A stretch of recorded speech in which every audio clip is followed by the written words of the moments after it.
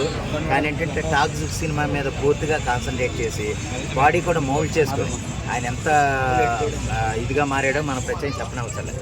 అంతకుముందు అంటే మ్యాన్లీగా ఉన్నాడు, ఇక్కడ ఏంటంటే కొంచెం బాడీ కూడా విపరీతంగా పెంచి ఒక సూపర్ అంటే హాలీవుడ్ హీరోనా ఇతను అనే విధంగా అతను మౌల్డ్ చేసుకున్నాడు అతని బాడీని ఆ సినిమాకి తగ్గట్టుగా. అదేవిధంగా ఈరోజు టాక్సిక్ సినిమా ఆ టీజర్ చూస్తేనండి అది ఎక్స్ట్రాడినరీగా ఉంది. ఓవరాల్గా ఏంటంటే ఇది హై వోల్టేజ్ అంటే నేషనల్ అంటే పాన్ ఇండియన్ పిక్చర్. అది పాన్ ఇండియాకి తగ్గట్టుగా ఏ కంటెంట్ అయితే కావాలో, ఏ ఎలివేషన్స్ కావాలో అన్ని ఎలివేషన్స్ ఆ టీజర్లో ఉన్నాయి. అంత అద్భుతంగానూ ఆ టీజర్ ఉంది. ఓవరాల్గా ఈ సినిమా ఎప్పుడు వస్తే కనుక అప్పుడు అంటే దిల్ రాజు గారు ఈ సినిమాని 120 కోట్లకి కొన్నారంటే దాన్ని బట్టి చూసుకోండి. ఒక మెయిన్ స్ట్రీమ్ సినిమా కూడా అంత ఖర్చు అవ్వదు. అటువంటి సినిమాకి ఆయన 120 కోట్లు పెట్టి టాక్సిక్ సినిమాని మన తెలుగు రైట్స్ కొన్నారంటే దాన్ని బట్టి ఆ సినిమా వాల్యూ ఏంటి, ఆ సినిమా మార్కెట్ ఏంటి, క్యాలిబర్ ఏంటి అనేది మనం ప్రత్యేకంగా చెప్పనవసరం లేదు. అంత గొప్పగా సినిమా ఉంటుందని నేను అనుకుంటున్నాను. మాస్ని ఫ్యాన్స్ని విపరీతంగా అలరిస్తుందన్న సందేహం అయితే ఏమీ లేదండి. సందేహం మాత్రం అసలు కొంచెం కూడా మనం పెట్టుకోగల.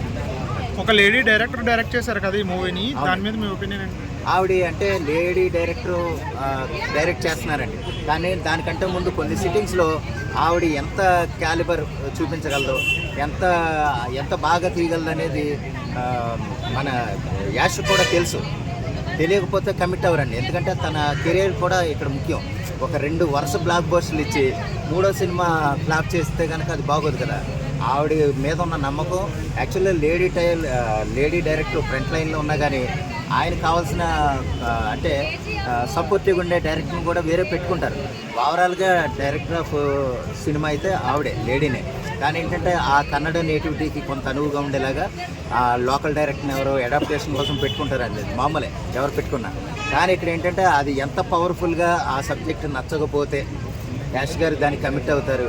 టాక్సిక్ అనే టైటిలే ఇంకో విధంగా చూస్తే మనల్ని గూస్ బంప్స్ వచ్చేలాగా ఉంది. టాక్సిక్ అనే టైటిలే చాలా వెరైటీగా ఉంది. పాన్ ఇండియన్ స్టఫ్ అనుకోవడంలో ఎటువంటి సందేహం లేదు. అంత గొప్పగా అయితే టాక్సిక్ ఉంది.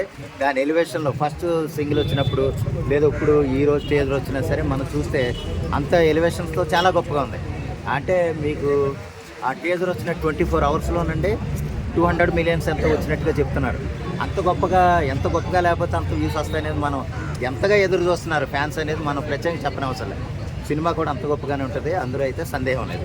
అయితే మార్చి 19న రిలీజ్ అయ్యే ఈ టాక్సిక్ సినిమా మీద భారీ అంచనాలు పెరిగినాయి అనొచ్చు.